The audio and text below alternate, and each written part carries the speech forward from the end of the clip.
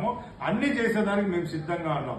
ముఖ్యంగా రాయచోటి నియోజకవర్గానికి తలమానికమైన రాయచోటి పట్టణం గత నాయకుని యొక్క పరిపాలనలో ఆ ముఖ్యమంత్రి గారి నాయకత్వంలోనే జిల్లా కేంద్రంగా రాయచోటి పట్టణాన్ని చేశారు. చాలా సంతోషం.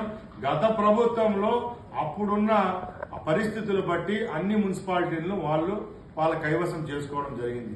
ఈ రోజు రాయచోటి పట్టణంలో ఎక్కువ కాదు అన్ని సీట్లు మెజార్టీ ఉన్న వైసీపీ కౌన్సిలర్లు ఈ రోజు రాయచోటిలో ఉన్న మున్సిపాలిటీ పరిధిలో ఉన్న అభివృద్ధి కార్యక్రమాలకు చేయూతి ఇస్తున్నారా లేదా అని నేను సమాజంలో ఉన్న ప్రజలను కూడా ఒకసారి అడుగుతున్నా.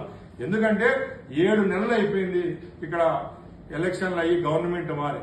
ఇక్కడ ఎక్కువగా ఉన్న మున్సిపల్ కౌన్సిలర్లు ఎప్పుడు ఏ మీటింగ్ పెట్టినా కూడా కౌన్సిల్లో అన్ని వర్కులకు వ్యతిరేకంగా పనిచేస్తున్నారు. 15th ఫైనాన్స్ నిధులు ముఖ్యమంత్రి గారు అలాగే ఉప ముఖ్యమంత్రి గారు ఈ రాష్ట్రంలో ఉన్న అన్ని మున్సిపాలిటీలకు అలాగే పంచాయతీలకు ఇవ్వడం జరిగింది.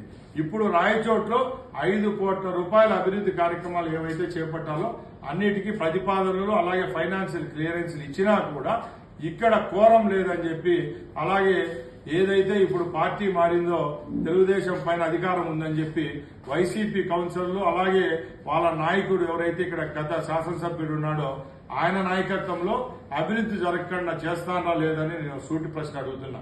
మేము ఒకటే చెప్తున్నాం, మేము ఎక్కడ రాజీ పడే పరిస్థితులు లేము. ముఖ్యంగా రాయచోటి ప్రజల యొక్క అభ్యున్నతి కోసం పనిచేసేదానికి తెలుగుదేశం ప్రభుత్వం మేము పనిచేస్తా ఉంటే ఈ రోజు రాయచోటి పట్టణంలో ఎక్కడ కౌన్సిల్ మీటింగ్ జరిగితే అధికార పార్టీ అని కూడా మేము పక్కన పెట్టేసి మీతో రాజీ పడి పనిచేసేదానికి సిద్ధంగా ఉంటే మీరు ప్రతి ఒక్క ప్రతిపాదనకు అడ్డం రావడం సబవా అని అడుగుతున్నా. ఇప్పటికైనా బుద్ధి తెచ్చుకొని రాయచోటి అభివృద్ధికి మీరు కలిసికట్టుగా పనిచేస్తారని తెలియజేసుకుంటున్నా. అలాగే